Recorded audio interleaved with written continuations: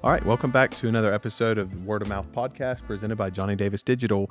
Today we are joined with Miss Ericka Saurit. Ericka is coming to us fresh off a plane from France, and she's sitting down with us today to discuss not just her origin story where it comes to brand strategy, but how she transitioned from the role of an interior designer and a career in interior design to being a brand strategist and a global brand strategist at that. I'd like to start by reading a little bit of your bio, and it's compelling. There's so much written here that going through it is kind of difficult for me to figure out like what is not worthy of talking about. So I feel like we're going to be here for about 6 hours to go through all this. But Ericka Saurit is a designer, an educator, and a brand strategist obsessed with how our built environment shapes the human experience. With a 25-year global career, she's worked with culture-shifting brands including Airbnb, Tag Heuer, Estee Lauder, and Procter & Gamble. Her boutique brand strategy agency, Sort Creative, helps home and lifestyle brands transform their position in the marketplace with story-driven brand and marketing services. Creative professionals around the world learn to grow their business and their careers under her guidance on her interactive learning platform, the Marketing School for Creatives. In 2011, Ericka transitioned from being an interior designer to a brand strategist, and that led her in 2020 to starting her own company, Sort Creative. And Ericka splits her time between North Carolina and Marseille, France, the south of France. Yeah. And so we're catching her on her U.S. tour dates. So Southerner by heart and a traveler by trade. She is joining us today, and we are super excited to kind of get into a conversation with you. Yeah. Thank you for having me. I'm really excited to be here. We're very excited as well. Yeah. And, starting this podcast, when we first started talking about doing this, you were kind of on the very short list of like, I really want to talk to her because every time I am involved in one of your marketing school or the MSc Live that you just finished, it's so inspiring and it's so motivating and Thank it's you.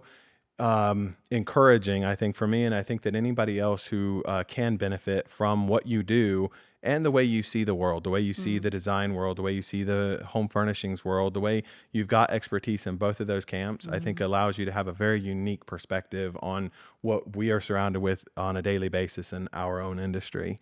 Thank you. So I guess to start talking about what sort of led you to go from a successful career as an interior designer and then stop that to start this other humongous career as a brand strategist. Yeah. So I'll go way back. I grew up in High Point. Okay. So I kind of grew up in this world of home furnishings. Market was always just part of the backdrop of life here, as you know. And that was interesting. I didn't really understand it as anything more than just, 50,000 people coming to High Point. We had to move out of our house. There was just like that kind of level of understanding. I knew furniture was made here. I knew there was like, the trade of it, but I didn't understand the industry until I was a little bit older. And I knew about interior design, of course, because I was interested in space and I was organizing my, family's house when they were at work and they would come home and everything would be, that kind of same story that many interior designers have. But I actually I went to art school right after high school and I studied sculpture.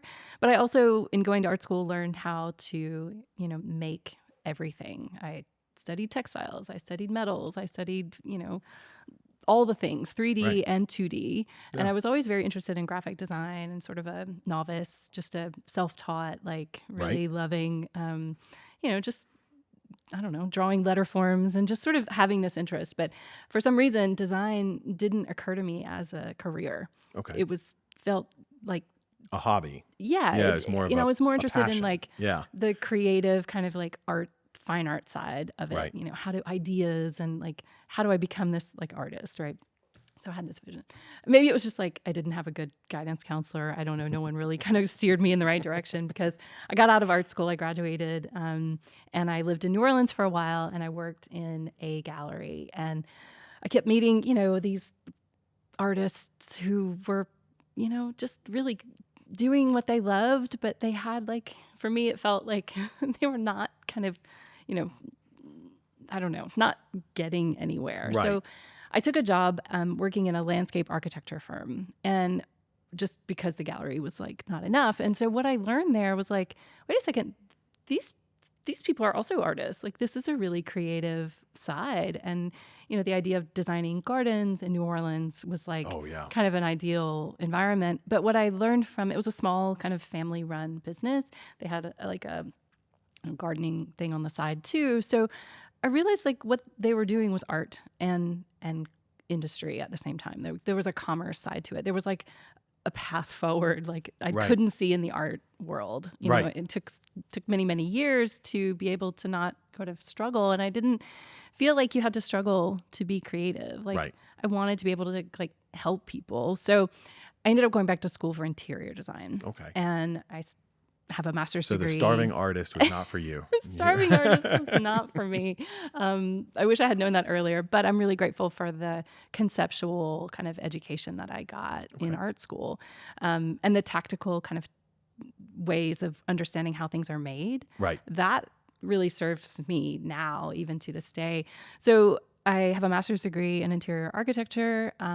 After school, in art school and design school, I studied museum exhibition design. Oh, very cool. Yeah. So I wanted to kind of combine that gallery kind of art experience. And so I was designing museums and I was designing spaces and thinking about how people engage with information in spaces. And I ended up working, my first job out of graduate school was working for Ralph Applebaum and Associates, which Ralph Applebaum was the first kind of designer of a museum environment. Okay. He designed the Holocaust Museum. Oh, okay. And so the idea that this really big and heavy kind of, historic event had to be a story that was told experientially. Right. Right.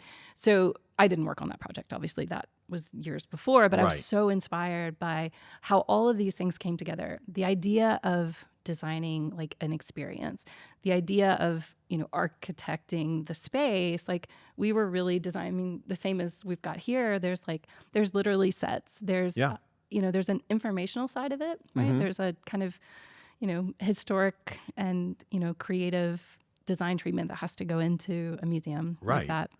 And so I was working on these kind of multidisciplinary teams, people, graphic designers, content developers, architects, designers like me. And we were, it wasn't interior design, residential or commercial. It was sort of something in between. Yeah. And I love doing that. And so I did that for several years in China for his office. We mostly worked with cultural clients there, building new museums or renovating, exhibits and making them more immersive, more experiential. And we were doing some corporate work. And I ended up working for another firm while I was in China. I was in China about 7 years. Oh, okay. And it was fantastic. I went right around 2008. Okay. So all my friends here in the U.S. who were working in design and architecture it was a very bad time. Yeah, absolutely. To be a designer of anything. And so, however, in China, it was kind of the opposite. Really? I worked on the Shanghai Expo was in 2010. Okay. And so we were designing pavilions and like without a budget. And it was sort of these crazy, like design whatever you want, make it as amazing as possible. Wow. And there's no budget. It was like kind of a dream. I'm envisioning like a World's Fair almost. That's exactly what it is. That is amazing. It has evolved from that. So it was cool. That is amazing.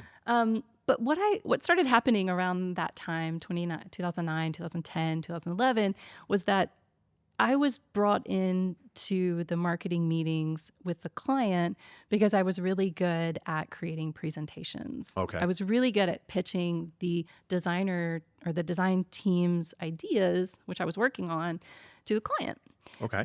Instead of the marketing team or the business development team kind of speaking on behalf, like taking our design and then speaking on behalf of the design team, I was able to kind of transition and translate what the intent was. Right. Those are different languages. Very different languages. Absolutely. Because what would normally have happened would be either, maybe the creative director who kind of knew what the physical design team was doing, maybe not, maybe wasn't fully keyed in. Anyway, there was a lot of seats at the table that didn't have what we had created top of mind, Right. or there were different kind of agendas. But Oh, when you're so drilled down into the detail of yeah, what you're doing on a daily basis, and then to hand that off to someone who is detached, at least somewhat from the well, project, who has different priorities? right? Are Let's you say really that. going to give it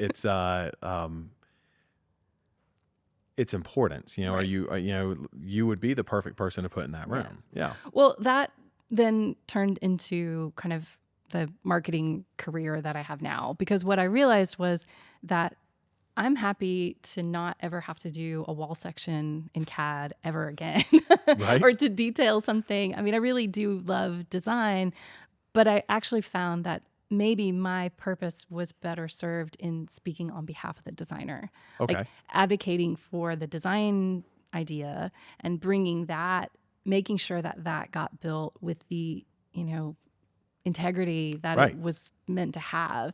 And so over time, I kind of transitioned out of design and moved more into marketing, and was able to use all of my visual communication skills, Right. all of the kind of background I had to be able to then start to think about, okay, well, what does the client need?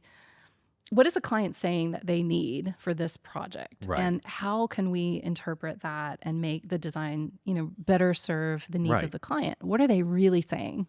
You're like Like, an industry translator. You're hearing one exactly. person say something, and I mean that makes sense. Yeah. I think that one of the neat things, and sort of even what you've already addressed, you went from designing like a museum experience to be Mm-hmm. fully experiential.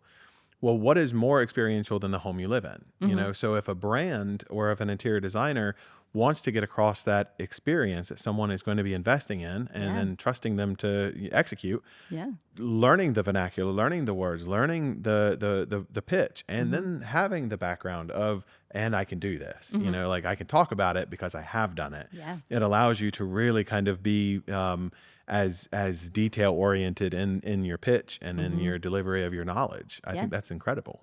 Yeah. And what happened was, I mean, fast forward over that 10-year period, I eventually moved back to the US from China, ended up working in marketing and brand management roles for manufacturers here in Okay. High Point. And so what I started to be able to say was like, how do we take the story of the brand, create it so that it's either mostly for a design audience or for the, you know, the wholesale or the, you know, the other, whoever this kind of Right. manufacturer is Yeah. selling to.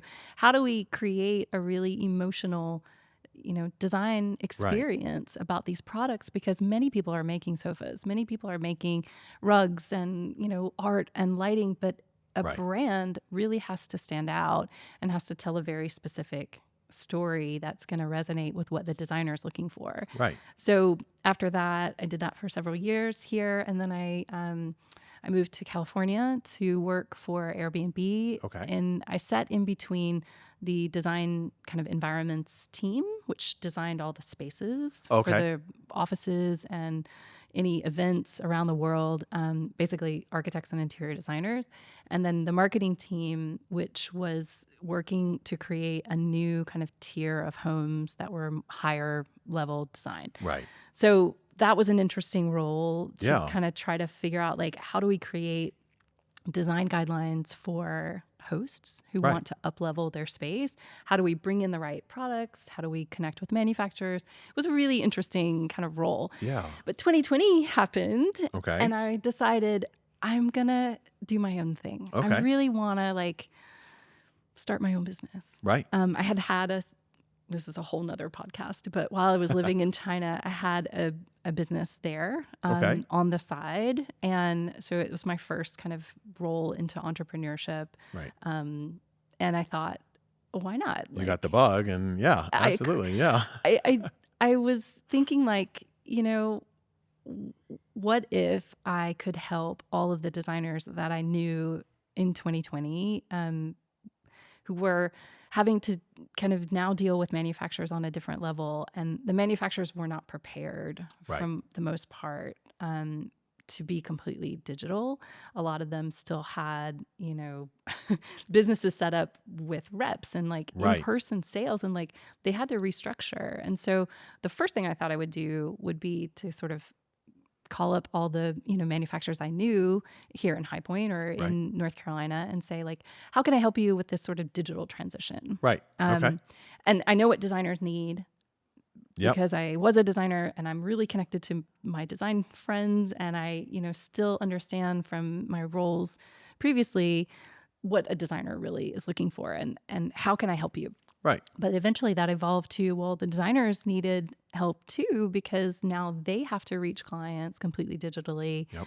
How then do they better communicate the message of what their business is Right. truly about? How does the brand then reach the designer? And so that's where Saurit Creative was born. That makes sense. Yeah. Because an interior designer, like a furniture manufacturer, you can't take, every product that you develop. You can't take a house to a client meeting and say, this is what I did last time. So you're That's right. working off of any Yeah. digital or print materials, as well as any branding materials, your videos and your photos. Yeah. And, I know from as long as I've known you, I love hearing you talk in the Marketing School for Creatives or the MSc Live. And because you sort of have this constant messaging of, it's the assets, it's the imagery, it's your brand voice, it's the resonance. Like you're tying in to, I think maybe fundamentally where people do fall down in their brand building. You're saying, I've got this amazing product and I want to reach the people, and now I just need a translator. I need somebody to tell me how to take this amazing product. And sometimes I've even heard you talk to people about their own brand where you are giving them insights into things that maybe they didn't even know about their own brand, as you as someone who is detached enough to say, this is what I'm feeling when I see your vases. This is what I'm feeling when I'm seeing your furniture. When I walk into your showroom, this is what I feel. They don't even see that because they're too close to it. So I think that it is very beneficial to have someone like you Thanks. sort of running point, for them and other brands. Well, I feel like I have a really different point of view, given this background in fine art and this then kind of translation into the world of design and then into marketing and branding. Right. One of the things we talk about a lot in our marketing therapy sessions, but also in marketing school, is, the very first place to start and where most people miss the mark in marketing. And the reason why marketing feels so frustrating or it doesn't work or, all the things people feel about marketing Right. is that because they don't start from the messaging first. Right. Marketing will always be hard because it's simply an amplification of that message. Right. And if you don't take the time to define, what it is that you're really trying to say Right. about your business and even each product probably Yeah. needs its own message, then your marketing will be more complicated and nothing will work because especially creatives think that the marketing is simply just something that's really beautiful Right. or something that, can stop people scroll. And that's Yes, part of it, it is. but that's not the only thing. Right. Right. There's like a ton of more factors to consider Absolutely. in how you.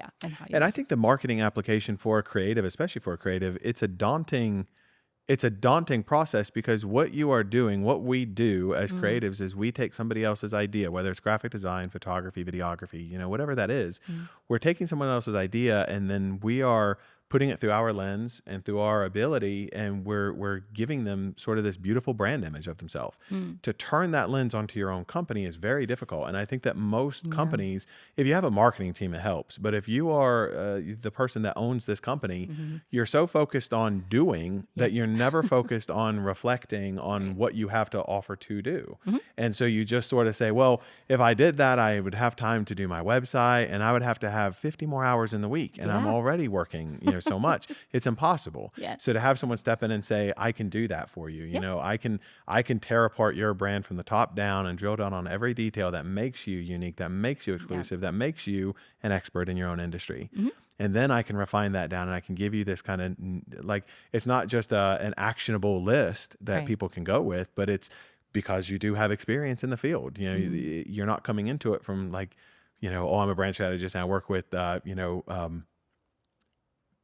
shoes or, something like you are so Yeah. intimately familiar with the home furnishings industry and with the interior design industry Hmm. that you're able to kind of walk in several different worlds very efficiently. And I Yeah. think that's impressive. Thank you. Well, I tried when I first started, you know, Start Creative in 2020. I was like, well, maybe I can work with, a wellness brand, or Right. maybe I can work with, something related to the home industry.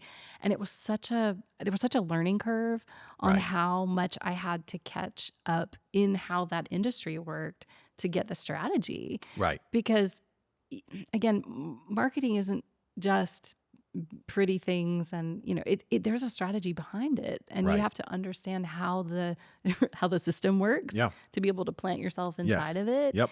And so I feel like for me it was really kind of an easy decision to just niche down and say, Yeah. I'm only going to work with brands, and I'm only going to work with, well, like home furnishings manufacturers. That's what Right. I mean when I say brands, but I'm only going to work with, brands, manufacturers, and designers Right. and architects, because those are the businesses that I deeply, deeply understand. Like I know what all the parts and Right. players in this industry are really looking for. Right. And so it helps me get ahead much faster. I don't have to, do any research on how it works. Absolutely. Right. All Well, I like you were do talking is about just, with a wellness brand or, yeah, shoe brand, to look into, different materials and different lifestyles and no, things like that work here and there. And, yeah. what's the underlying messaging? This is an industry or several different industries that all come together Mm, that you do have that familiarity with that allows you to have I think the thing that comes across with the conversations that you and I have had and that I've been party to with you, working with your other clients, you have a very, approachable demeanor, while also there's never a question that you're the expert in that field, mm. like there. And I think that has to assist you a little bit in sitting down and kind of saying, I know you're freaking out about your brand strategy, but I'm not. No, I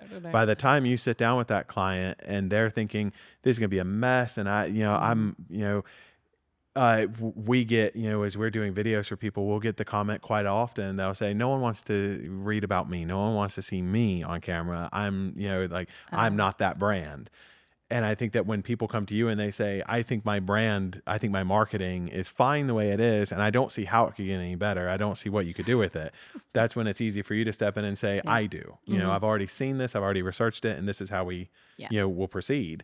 And I guess that would be kind of the next question would be, how do you proceed? Like someone comes to you and they say, Mm, I don't know what I'm doing right. I don't know what I'm doing wrong. This is my brand. What do I do?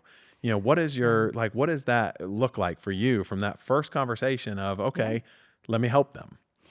I hear that all the time. One of the biggest reasons people realize that they need help is because they're either wasting time on things that aren't working anymore, their phone has stopped ringing, Yeah. or is getting close to, like, they're on their like last project from a Right. designer side, or the orders have slowed down. And marketing, we know, is a kind of an ongoing, it's not as something you start and stop, Right. right? Once the phone rings again or you pick up projects and you're scheduled out, that you don't stop marketing. Right. Like, and so that's the first place we start, is to say, like, okay, I can't wait to help you. I have a very, very clear process, which I know and have proven over the last 5 years works. Right. And it's so much fun. I love that, having a business is difficult, and I work with a lot of small businesses, and there's a lot of hats to wear. So whatever I can do to make this process as fun and easy and seamless as possible, I have done. And I Right. have, yeah, I feel very, very confident, like, that I can run through projects without a lot of, Like without almost hiccups and minutia. Yeah. without any problems. But I really do trust my own process. But where do we start? Okay. So I have a framework for taking clients through starting the strategy of the branding, which for me is story driven, Okay. because I think stories are the one differentiating factor that people can really understand. I 100% agree. Yep. You cannot really connect with anyone without telling a story. Agreed. We're wired for it. Yep. Like, Absolutely. That's that is our species, Yep. and you and I have talked about that many times. You go back as far Totally. as you want to, and Yeah. we are storytellers. We love Yep. stories. They compel us, they motivate us, they inspire us. Yes. They change the world. Yeah. They do change the world. And like, once I can get a client, most of the time people are like, yeah, I get stories, but how do I do it? Yeah. So I'm like, I'm going to tell you. Like, we're going to figure it out, the way to do it specifically for your brand. So I have this 3 kind of part framework, which I take people through, take clients through, and I've taken you through, Yeah, and absolutely.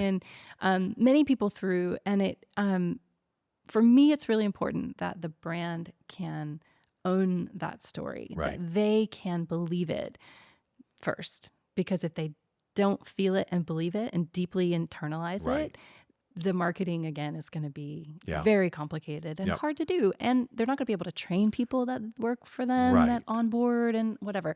So first and foremost, I get people on board. And so that there's 3 parts to it. The first part is to determine what is the thing that makes them extraordinary. Okay. That position, and positioning is a very complicated kind of high Right. level marketing and branding kind of point of view. And people start to glaze over when I start talking about positioning, but it's really fundamental. It's like where you sit in the mind Right. of your client, and you have to be positioned differently. Right. It's like a physical positioning of something like on a shelf in the grocery store. Right. You reach for it for a reason, and there's a strategy behind where it's located. Absolutely. So you're positioning your business based on that thing that makes you different. And Right.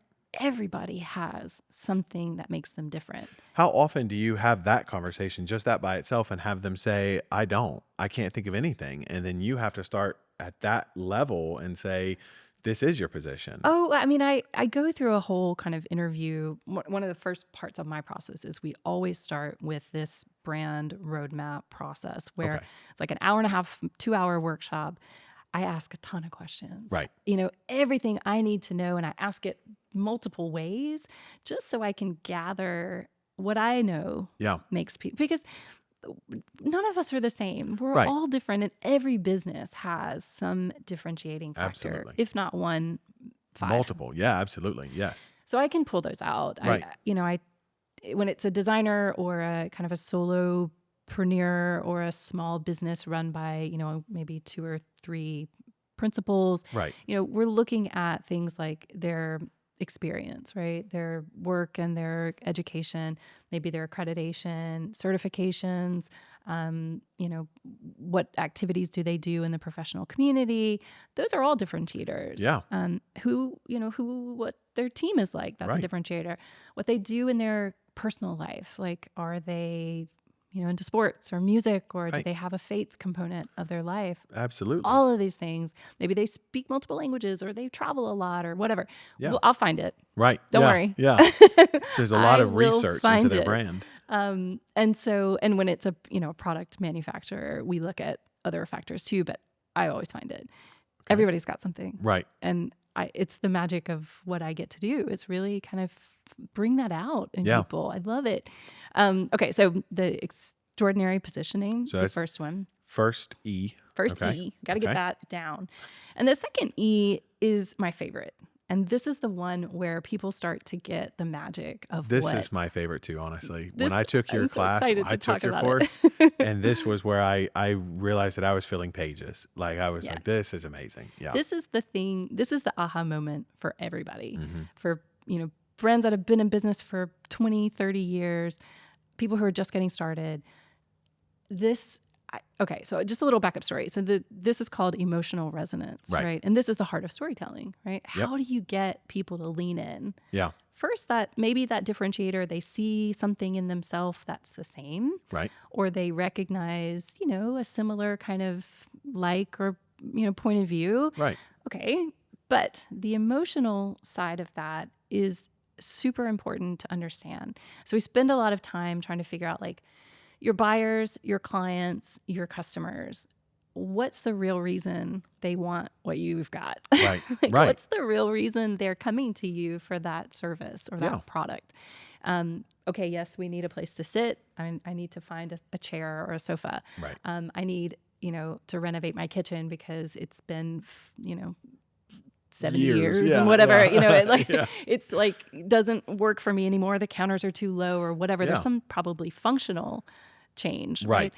But to be honest, maybe there's something deeper. There always is something deeper, right? The motivation to be about, maybe I want to make a space where I can bring my family.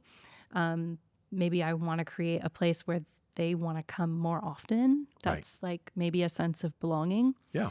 Fundamental, Okay. emotional motivation for doing a lot of things is to feel like you're part of something else, Yeah. right? Yeah. So that's one of them. And I've identified 5 that Okay, I've I was going to seen. say how many different emotional resonances are you looking for in a brand? Well, okay, there are 5 that I've narrowed for our industry that I have seen over and over again in my role in marketing, but also in my role in design when I was creating kind of presentations and listening to clients and sort of trying to understand again, what were they really interested in? Like what, it's not obviously the budget's important, but like, what are they Right. really, really asking for? And every client has several. So I try to get the clients that I work with to start to understand if they don't know, right? I can sort of pull it out of them a little bit. Like, Okay. what have they said? What do your testimonials say? What do people say when they come and sit in your office and you have a meeting for the first time? Right. Or what do they say on the phone? So 5, I'll go through those 5. Sure. The first one is a sense of belonging. Okay. We have a fundamental need to be part of something so we don't have to get kicked out and eaten by bears. Yeah. Yes. Yeah. Sense of We belonging. want to belong. And the home, obviously, is a place where belonging is very natural. So for a client who's motivated by a sense of belonging, they might be building, a space where they're empty nesters and their kids have gone away to That's what I was just thinking. left the home, right? Yep. They don't want them to come back and stay. No, but when they're there, but come back as often as possible and bring the grandkids or whatever. Right. But that creating a space that actually makes it so that everyone feels like they can continue to come back, that's a motivation for a kitchen renovation or, creating a new kind of living space or reconfiguring, whatever. Right. So that's one. The second one is to be seen and heard. Okay. We all fundamentally want, especially in our homes, Right. to feel like we have been, someone gets us, right? Yeah. And I see this message so often. It's part of like when designers say like, it's going to just feel like you, right? That doesn't make any sense. No. That to me is like really vague, but what they're trying to say, I think is like, I can see and hear you and interpret that into a space. But let's build stories from that, right? Let's use that core human motivation Absolutely. to build a space. And your home should reflect who you are. Yes. It should give you that, like, you should feel at home. You should feel like that, that place, that sanctuary. And especially when you invite people in, yes. if they say, oh, this feels like this is exactly where I'd picture you. I think that's important. What you just said is part of that. So like when clients have young professionals, people who are maybe designing and building their first home, right? It's important to them that when people come over, they see, maybe their success or they see, and it's not a bad thing at all. Like to be seen and heard means like it's speaking something about you that you maybe can't communicate yourself. Absolutely. It's like when someone comes into your home and they're like, oh, I never saw the side of you. Like you feel seen and heard, and a designer can help you do that. Yes. And you can do that with furnishings. And, that is a really beautiful place to start telling stories. Right. And really gets, pulls people in. It makes them lean forward and lean in. Yeah. So the third and the fourth one are ones I usually see together.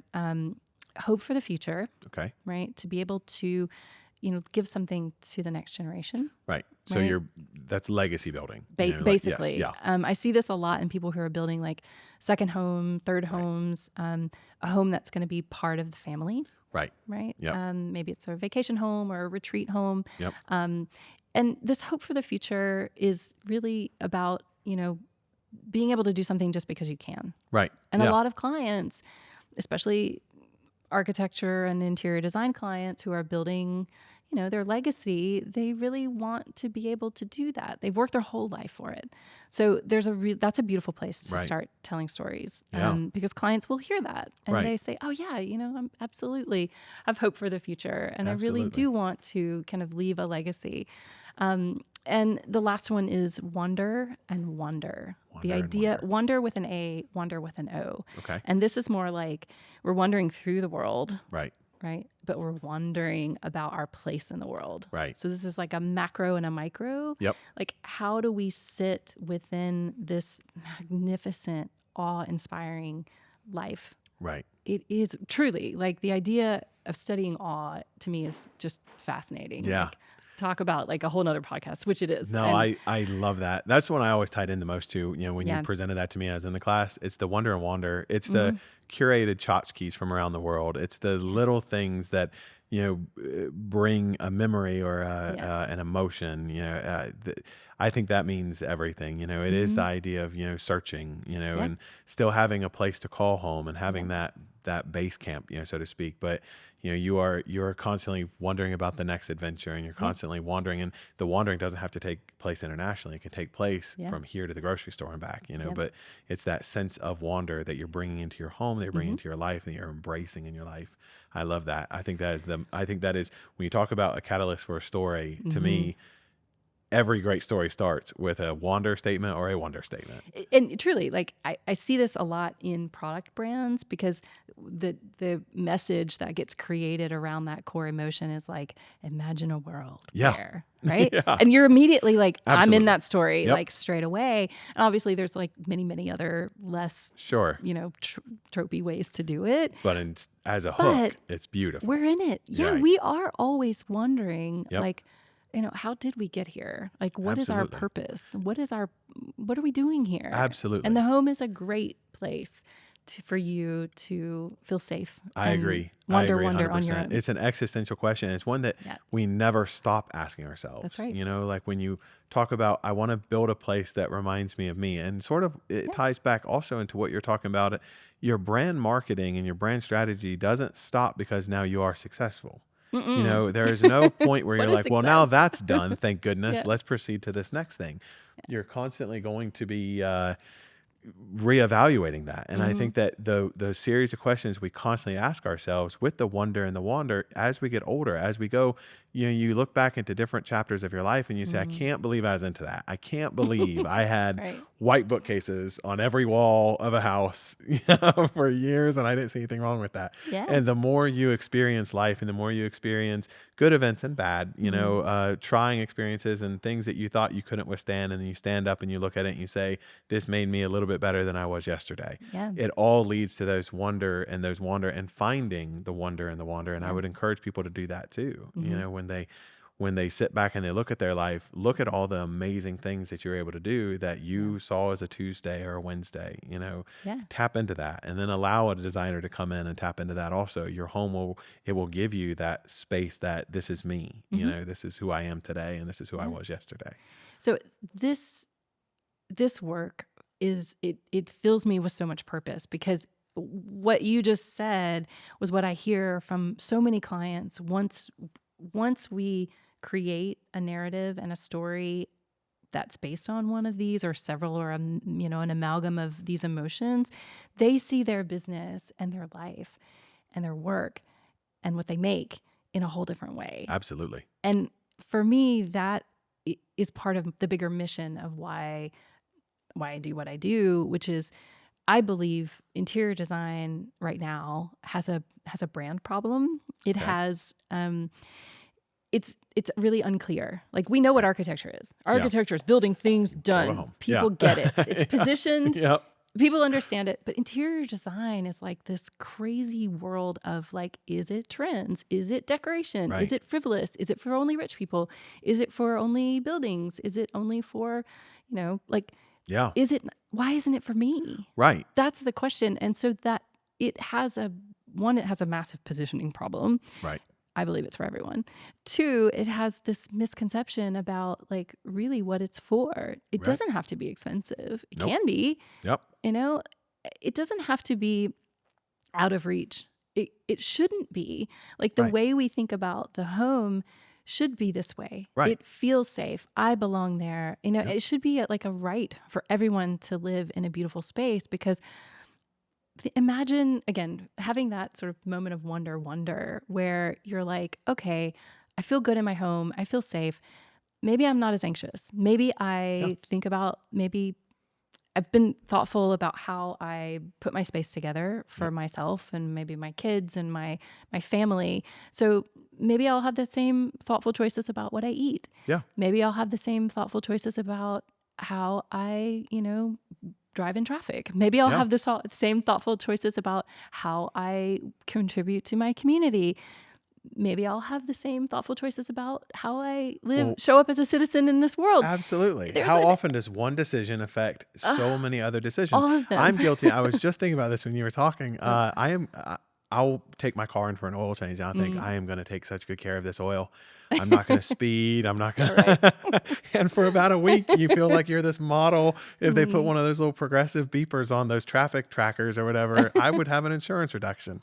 But then, you go back to it. And Yeah. I was also thinking, when you are talking about the folks that they bring you into the home, and they bring your brand into the home, and the positioning for an interior designer, I Mhm. was just thinking, we don't design our own car. We don't Mm. design our own clothes. We don't take it upon ourselves to build our own home. You hire an Right. architect. Yeah. So if you have someone who is a professional interior designer, and like Mhm. you said, they're not expensive. They don't have to be expensive. It's like anything else. You can go buy a cheap t-shirt. You can buy a $400 t-shirt. It's entirely up to you. Sure. But where you do have these professionals that are very good at looking at your home Mhm. and then figuring out what needs to go in that home to, Yeah. be a part of you, or to be a part of your experience, or your home's architecture, your Mhm. geographic location, or anything like that.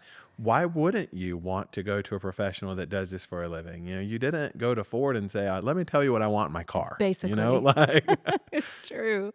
Yeah. No, I think we'll get there. yeah. I have I have hope. So the last E is experiential touch points, right? So these are sequential. So Okay. the first E, You're like getting your extraordinary extraordinary positioning, positioning. figure that Okay. out, you've got it, right? Okay. Then you build that emotional resonance story around it, right? Based around your extraordinary positioning. Yeah. Yes. So once you've got that story, right? And again, it's not easy. Right. That's why not everybody does it really well. It's Like introspective. It's a it takes time. very intimate look at Yeah. your own business. Yeah. But once you've got that story, then the third E is very tactical. You have to, you know, plug it in to the entire customer or client journey. Okay. And you really think like, how do they find you?